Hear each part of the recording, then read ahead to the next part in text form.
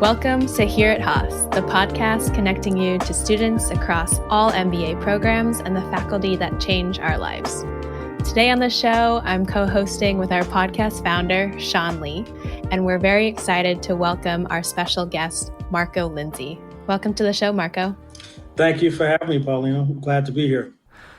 Marco, can you start us off and give our listeners some context on your background, where you're from, where you grew up? Got it. So I'm actually born and raised in Oakland, California.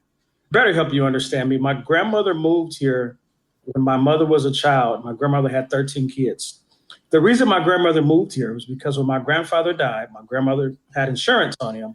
She moved to the biggest house in the neighborhood. The Ku Klux Klan didn't like the fact that a Black woman had moved into their neighborhood and they burned the house down within a week. And so she packed up her 13 kids. Her brother and his wife packed up their 19 kids and all moved to the Bay Area. And so we've all been here ever since. And, I have a huge family in the area. I do a lot of work in the community. Wow. Your grandmother's story is just so harrowing. Can you share with us a little bit more about what it was like growing up in Oakland, your life here in the Bay? Yes. And so it's funny, most people don't realize it, but I was a juvenile delinquent, right? What happened was when I was 14, my father passed. My father was the only working man in my community.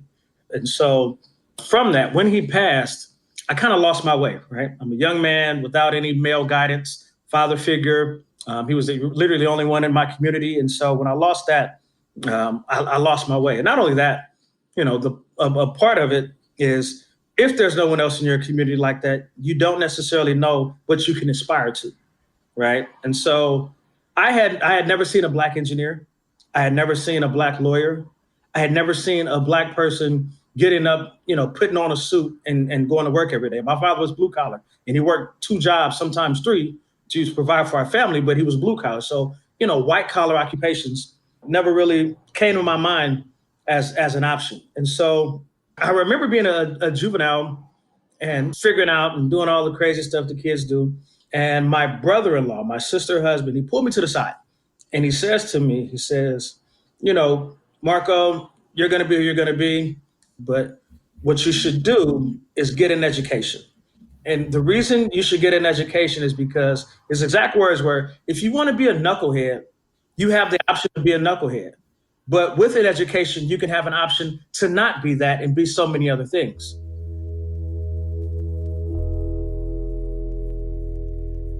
And so for me, that was pivotal because I've always been adamant on teaching, telling other people, and knowing about my own options, right? It's important to have options, within your community, to get out of your community. It's important to make sure that you create options so that way you're not pigeonholed and you're not backed into any corners.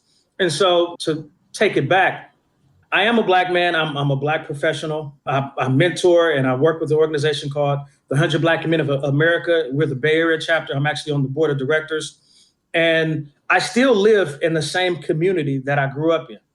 And one of the reasons that I do that is because, unfortunately what has happened, and this is East Oakland, what has happened is that a lot of times when people make it or become successful, they move out to the burbs, they leave this area, right?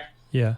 And I found that to be a problem because, when I grew up, I wish I had somebody like me to look up to. That's not to say that I'm, anything grandiose or anything like that, but because so many other people left, I didn't have that. And so it's important for me to stay here so that way the little Black boys and little Black girls can see me and say, hey, I know all this other stuff is going on, but at least I know that guy, he gets up and he goes to work and he volunteers and he, all these other things and provide resources to my community. So that way, at least they'll have something they can aspire to. The organization that I'm in, the 100 Black Men of America, well, we call ourselves the 100 Black Men of the Bay Area. One of our models, we have 2. One is real men given real time. But the second, and I feel it's important, is what they see is what they'll be. It's important to make sure that our youth can have a visual into this is something that I can aspire to. This is someone who came from the same background as me. This is someone who has some of the same issues that I've had, and they've made it. And so I don't have to dim my own light. I can aspire to that too. And so those are some pivotal things that occurred to make me who I am. Can you share with us a little bit about your role as the Associate Director of Diversity, Equity, and Inclusion at Haas? Yes. Let me take a step back. When I first started, when I was a chief of staff role, I noticed a lot of inequities for students of color. A lot of times our Black students would come here, they would move here from across the country or, out of the country, and they'd get to Cal, and you can come to Cal and not see that many Black people, right? Mm-hmm. So I took it upon myself, even though in my chief of staff role, I had no dealings with students. My role was purely administrative, but I took it upon myself to make resources available to all of the students that I could. And so what I would do is, I would connect them to events, personal and professional. I would connect them to communities. I would help them get connected to recruiters in tech who are looking for Black talent, things like that. I would buy them tickets to things like Afrotech and other conferences because I knew the numbers were so low that I had to do something, and I had the budget and I had the power to do so, to make their experience a little bit better, right? You moved here from across the country. You might have expected it to be one way. You get here and it's not. That's not fair to you. Let me use my personal networks and see what I can do to make things better. And so when a new dean came aboard, I realized that I had seen enough deans. I wanted to switch roles. And, it was a natural fit given that I had been doing that so long for so many students to switch over into this new area. And so in this new role, my primary areas of focus are the staff. And so making sure that our staff body is diverse, making sure they feel included, making sure that it's an inclusive environment, make sure that we have diverse and inclusive hiring practices. And then also our alumni, right? And so I'm the one responsible for working with our diverse alumni, because Haas has had bad press and, has been known for not being good to our students of color. Many of our alumni who went through the program just felt disconnected, right? They didn't want to come back. They didn't want to volunteer. And so working on that, because being here 13 years, I know 13 years worth of alumni, making sure that we can create programs for the alumni, making sure that they feel connecting them to the current student body, and then also making sure that we have resources available to them. So that way, their alumni experience can be better than their student experience if they had a bad one. Yeah. And I think you hit this great point of the importance of mentors and the importance of seeing successful people who look like us, like who look like you, who grew up in the same conditions, who speak your language and really understand, what it takes to get out or, change your life and your life trajectory. And I think one thing, I'm curious to learn more about you is we know you have some defining principles of your own. So we have our defining leadership principles at Haas, but we know that you have 3 that you've signaled out as your own defining principles. And I would love for you to share each of those principles and how you crafted them. Yes, I do have 3 defining leadership principles for my life. And being that I was here when we formed the defining leadership principles, it just made sense for me to have some for my own life. And so the first one, and they're in order of how they came about. The first one was live your life as if you were 80 years old and you got to come back to today and do it all over again.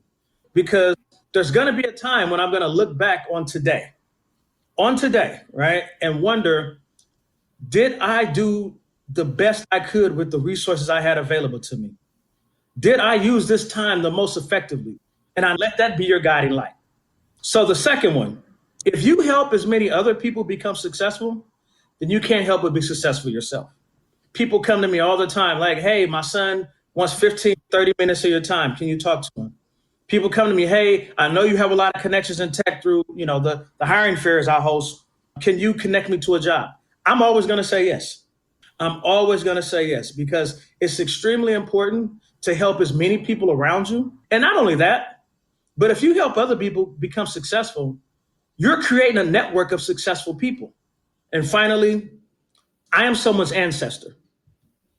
One day there's going to be someone on this earth with my blood in their veins that I never met. What am I doing now to benefit them in the future? And so with that one, I think many times we live in the moment, and it's real easy to get caught up in our own lives and, what am I going to do this Saturday, right? What am I going to do this weekend? But, the question that really needs to be asked, at least for me, is what am I doing that's going to help my great grandkids? No grandfather left me anything, right? And so for me, realizing that I wish that I had been born into a better position. What can I do to make sure that my kids, great grandkids, and so on and so forth are born into better positions? Right. And so also helps guide me as well. Those are my three principles. They help me a lot with my decision making, and they help me do the right thing and what I believe to be right. Speaking of leaving a legacy, I just recently became a father in January. Congratulations. Thank you. Thank you so much. And I can't help but think every day how I want to help shape the world for our sons and daughters, right? How have recent events changed your outlook as a father yourself? So to be totally honest, recent events have never changed my outlook because unfortunately the recent events that are happening have always been prevalent in my community and amongst my people. Right now, there's a lot of talk about Brother Floyd, Ahmaud Arbery, Breonna Taylor, tragedies, travesties, right? A lot of good people who lost their life. But the unfortunate thing is that I've experienced that in my entire life. Mm. I've known since a child that a police officer can kill you at will. I've known this, and that's just been my reality. And I've known that police in my community, and the crazy thing about this is many times there's a talk where a parent tells their child, what to do if they come in contact with the police, where it's like, make sure they can always see your hands. If you're going to grab something, announce that you're going to grab it. Don't talk back. Don't be smart. Roll down the window, do whatever they say. Don't be a threat. And my family never had to have that talk with me because just living and, listening to my parents talk to my uncles and their friends, I heard the talk through that. You would hear about Billy down the street who was literally a straight A student in college who came back here and was assaulted by the police just for driving down the street or being in the wrong place at the wrong time, right? And so, to answer your question, current events don't necessarily affect me. It's the life that affects me. And I'm a father as well to boys and a girl. A lot of times I have conversations with my kids about empowerment, because what happens early on, especially in the Black community, is that if you live in if people feel like I'm overstating this, but if you live in a police state where you have police around that can do whatever they want to your Black body at any point in time and get away with it, you can feel diminished. You can feel less. Right. And many people in my community feel that. Many people in my community feel like second-class citizens because you can't be a first-class citizen if your life can be taken without consequence. And so a lot of my conversations with my kids, in addition to be careful, take care of yourself, don't do X, Y, and Z, but you're more than an accomplisher. I'm very big on my last name. And so, when I talk to my kids, I'll tell them, as Lindseys, we do this, right? As Lindseys, we take honor and pride in doing this. And as Lindseys, we're good at math, right? Mm-hmm. As Lindseys, we exercise. And as Lindseys, we walk with our head up. And so that's how I talk to my kids in a way that they don't think that I'm telling them to do something that's not already in them. I want them to feel like, hey, this is just a part of my bloodline. This outspokenness, this freedom that I have, this strength that I have, it's already in me. And all I need to do is tap into it. And I want, and I wish and hope that more people from, backgrounds that aren't overrepresented could do that. And I'll just pause for a second there and, give you this. I don't use the word underrepresented. I don't use that term because under comes from a place of deficiency, right? And there's nothing under about me. I'm above in everything. And so if we're going to talk about this demographic, I'll say populations that aren't overrepresented. Because the problem is, it's not that, there's a group of people that's underrepresented. The problem is there's a group of people that are overrepresented and they're taking up space from the other people in the world.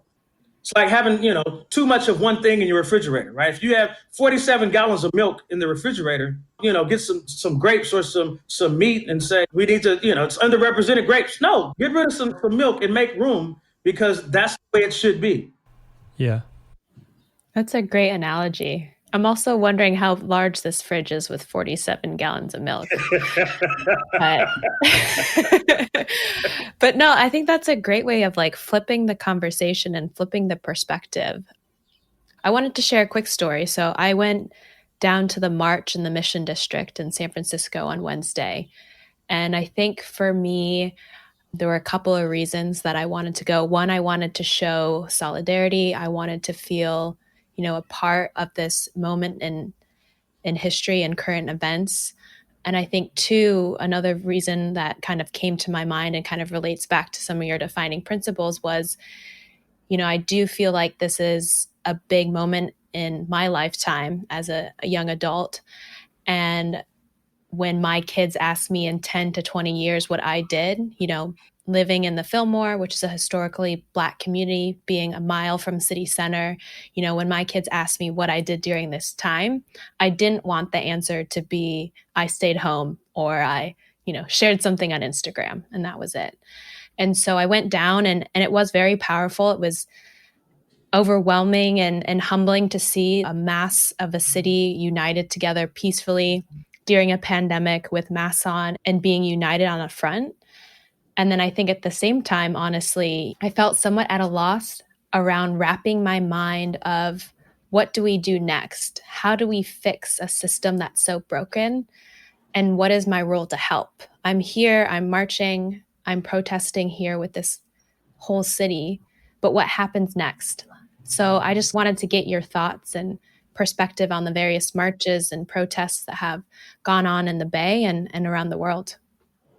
Thank you. Thank you for being a part of that. It's necessary, it's needed, and it's appreciated. Ironically enough, this morning I was at a rally in Oakland City Center with 100 Black men. And so that literally, I came from that to do this. And so I think it's important. And I'll tell you this, that I went to, last Saturday, I went out to, protest, and I took my 14-year-old daughter, right? And, some people are like, why would you take your daughter to a protest? Well, what I want to instill in her is like, again, we stand up to injustice. This is what we do. And, this is what you're going to do. And when I'm dead and gone and she's talking to her grandkids, she's going to have this memory of there was something that happened that was wrong in America. And me and my dad went down there and did something about it and said something about it. And I want her to pass that on, to her kids. And so when you're talking about what we can do is we have to start talking to our family and friends. And the most important, our kids about anti-Blackness. We raise our children in a world and we teach them things and we love them and we nurture them.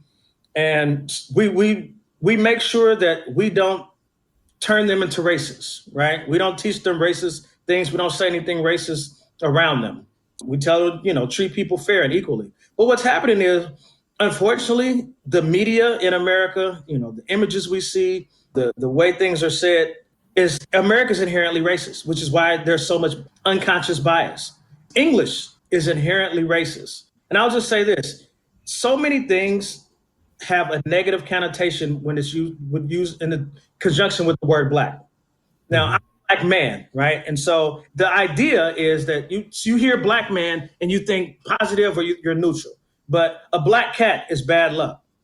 Black bald is bad. Black listed is bad. A blackout is bad. Everything, pulling someone from darkness to the light, right?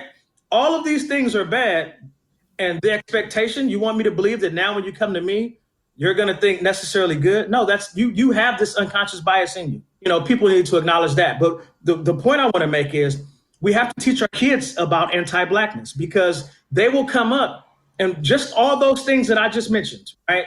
Your kid will listen to all these things about Black being bad, and then they're going to meet Black people and they're going to bring that with them, right? And you didn't have this conversation because you didn't think of it. But not only that, there are going to be things said in the park. There are going to be things said at school. There are going to be things, in the media, on the news. And so you have to be, very cognizant of it.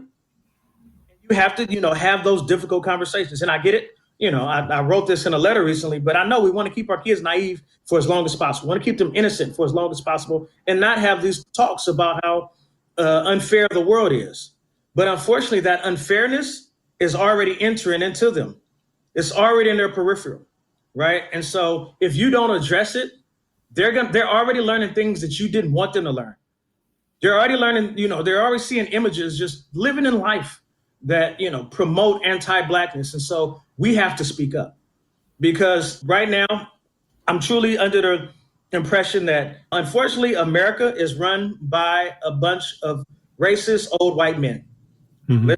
We have politicians who've been in office for decades, right? And unfortunately, we just have to wait for some of them to die off. They're going to be in power. They're going to be judges for life.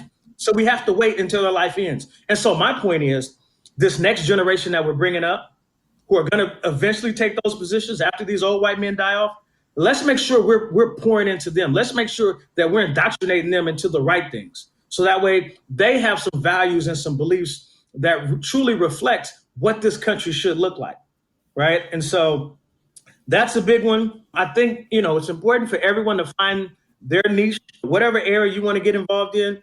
I do hope it's more than just sharing social media posts, but that's a start. At least do that. But talk to, your congressman, talk to your local law enforcement, right? Go talk to the police union. There are so many things that can be done, and talk to your Black friends or Black colleagues and speak up for them when they're there or when they're not there. There are going to be so many times when, a conversation is going to be had when a Black person isn't in a room, and people are going to let their guard down. And, our allies are the ones that are going to have to be like, hey, why are we having this meeting and there's no Black people here to give their voice? Right. Why are we on this hiring panel? And why are there no one Black that's talking about, this product that we're designing? Why are we not getting a Black perspective? Because, Black people buy products too. And let's make sure it fits their needs as well. And it's up to our allies that are going to be in those rooms that many of us that I'll never have access to. I'll never have access to those rooms many times for whatever reason, but maybe just because of my skin color, right? But I still need you to advocate for me, because we all would want that if the shoe was on the other foot. And I know it's difficult. I know it's uncomfortable, but it has to be done, or else the problem will continue to go on forever. And this is exactly why here it is 2020, and we're still facing the same issues that we faced in the 1960s, the 1920s, the 1800s, the 1700s. We're still facing the same issues. And, it's crazy to me. It's crazy to me because I have a phone that has more power in it than the most strongest mainframe made in 1950s and 1960s, right? Yeah. But the same racism from the 1950s and 60s is still here. It's still more powerful than anything else. And that's clear by the fact that Black bodies and Black lives are being taken on camera. I'm not even going to talk about the thousands that we don't see, because if you see a life being taken on camera, you can only imagine how many have been taken where there wasn't a camera around. That's what the protests are really about. It's not about just people. A lot of people I have, police officers who are on my, Facebook list, and they're like, 4 cops and 1 guy. That's what all this is about. No, it's not. No, it's not. We're talking about years and years of oppression. We're talking about all the people that we know who've been assaulted and have their life taken where a camera wasn't there. And so people don't know their name. And there's a kid that's left without a father, without a mother. There's a family that's destroyed. In this instance, the officer is at home with pay. So I want to touch upon something that you just brought up as well, which is the idea that people need to act in whichever niches of influence that, they have, right? That they can work on. Where, people just need to do something, anything, not just today, not just tomorrow, but every single day going forward, right? And that's the only way we will extinguish the systemic inequalities and injustices, not just in this country, as you mentioned prior, but in the world, right? Some of this anti-Blackness rhetoric that is deeply rooted in, just from the history, the vile history of the slave trade. And I've been thinking about this for a long time, in how we can make change happen, because like you mentioned earlier, I'm old enough to remember the Rodney King case. And this was, 1991, right? For any of our listeners who may be too young to know or remember, the Rodney King case was the reason for the last major LA protest or riot, as they want to call it. And it was over the police brutality that was also caught on camera of them just beating this one man right on the highway. And I started thinking that this issue of systemic racism has many roots, like a weed, right? A weed has many roots that fan out. And to pull out this weed, you have to pull at all the roots. And what that made me realize is that I feel like sometimes people get so caught up on one area of this root that they're so passionate about fixing that we sometimes end up fighting each other about what is a priority, what is, what we should focus on, versus collaborating and acknowledging that we need to pull this root out together. I just want to hear your thoughts on what you think about that statement, whether it's, accurate or off base, and about the community really needing to come together and fighting collaboratively on different fronts.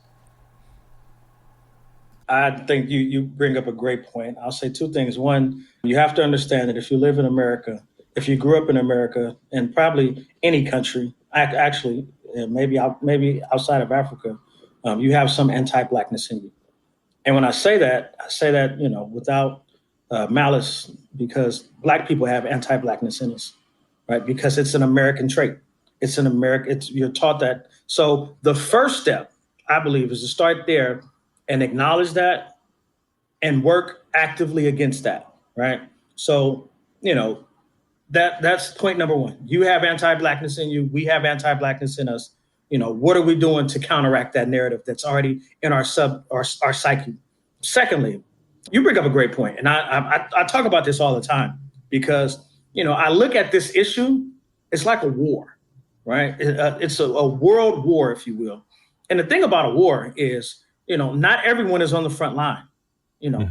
Medics, you have people who do logistics, you have people that do strategy, you have people that do a plethora of different jobs all for the same war.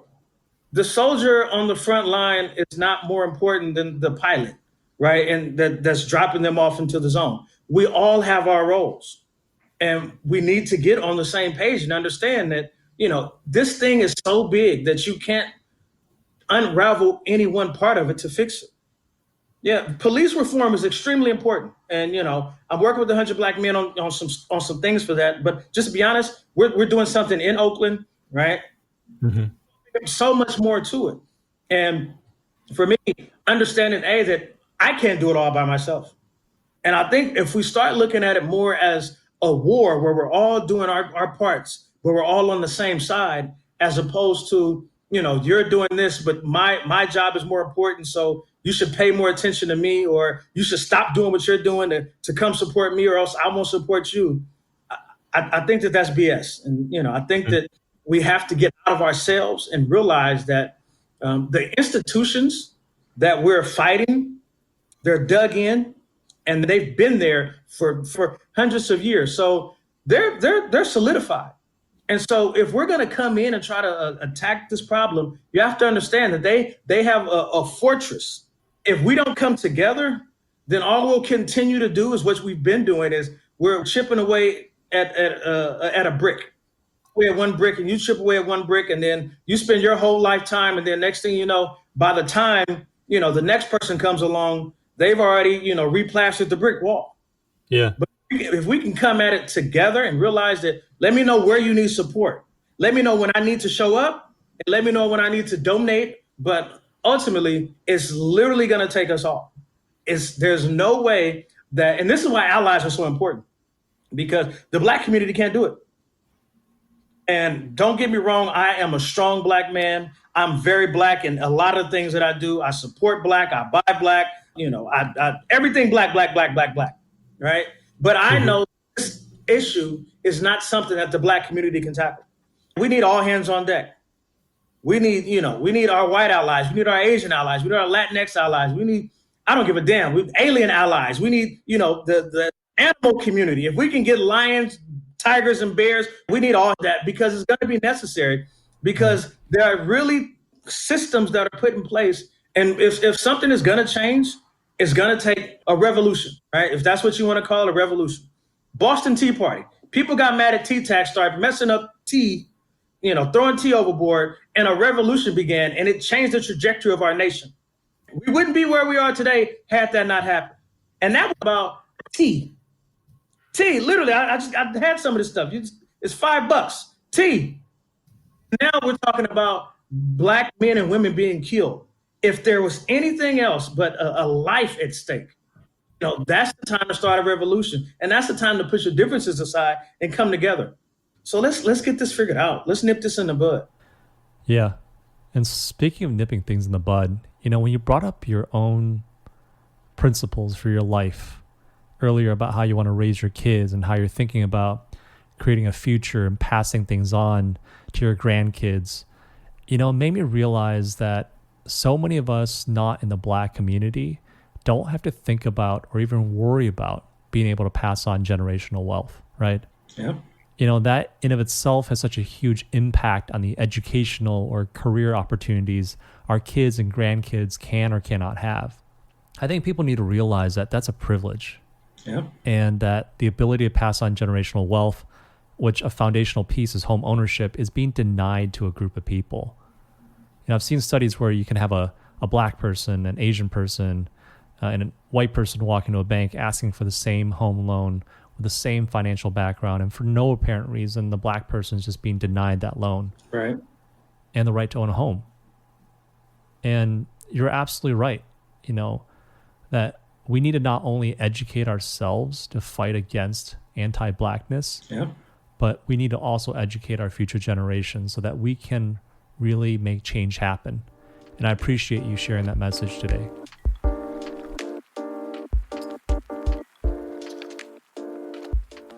So I was just thinking, a lot of our listeners, I would say, are based in the Bay Area, right? And I think, to Sean's point, there's so many things and to what you've shared today, there's so many things that we can do every day and showing up as an ally, but would also love for you to give some, real recommendations on how the local community can give back, whether it's organizations or events that are coming up or local businesses to support.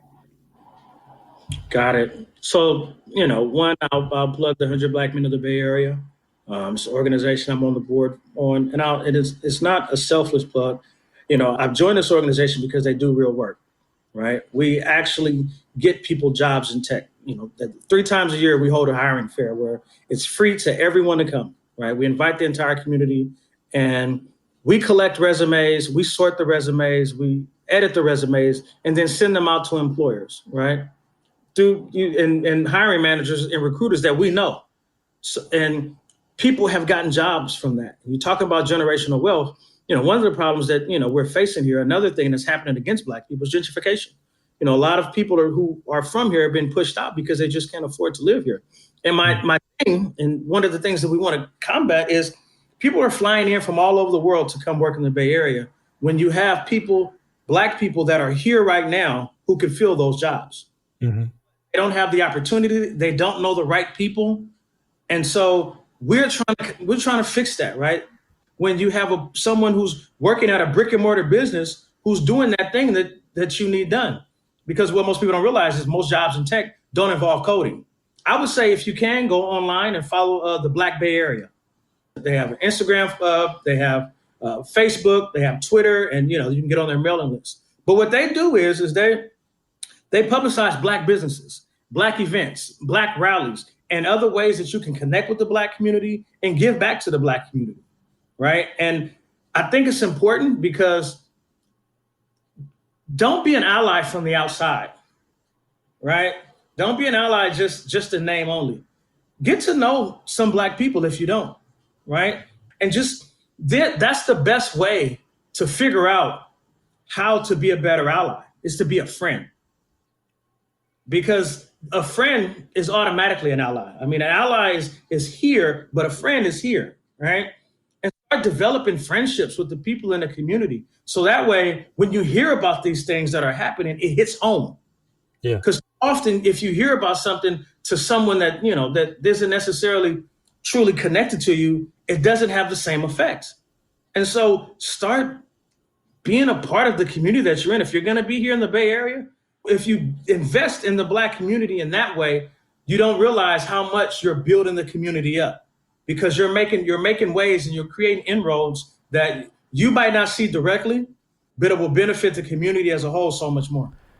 So because the video is not being recorded for our podcast interview, I just want to share with our listeners a message that you gave and the body language that you just used, which I found really powerful. And what you said was that the best way to figure out how to be a better ally is to be a friend, because a friend is automatically an ally. And you said an ally is here, but a friend is here. Yes. And when you said an ally is here, you're pointing to, right next to you or behind you, right? But when you said a friend is here, you were pointing to your heart. And I think that's really powerful, because I think everybody can understand that. It's universal, that a friend is in your heart, that you're not just thinking about this friend, but you're feeling for your friend. And I think we need to keep that in mind as we consciously fight anti-Blackness, not just outside in the community, but also in our own minds every day. Yes. So thanks again for sharing that. Thank you. Well, thank you, Marco, for joining Sean and I today and sharing your story and your perspective. Thank you for having me. This was unexpected, but I had a good time. For our listeners, we'll link to many of Marco's recommendations that he just shared in our show notes, so be sure to check them out. And thanks for tuning in to Here at Haas with Sean Lee and Paulina Lee. Instead of our regular close this week, we'd ask you to take action, to push yourself to think about how you are being an ally. How are you showing up every day for your community? And in this defining moment, how are you making a difference, and how are you leaving a legacy? Until next time.